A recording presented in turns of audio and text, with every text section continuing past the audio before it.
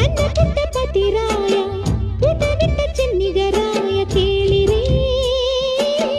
ಹತ್ತಿರಕ್ಕೆ ಬಾ ಎಂದರು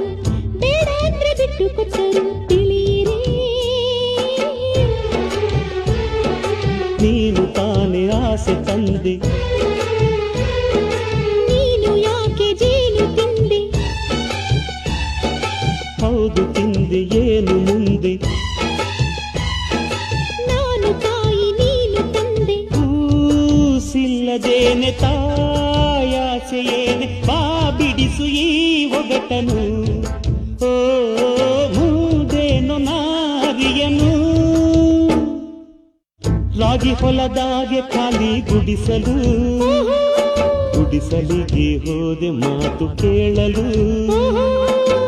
ತನ್ನ ಪತಿರಾಯನಿಗೆ ತಿನ್ನಿಸಲು ತಂದ ಜಯ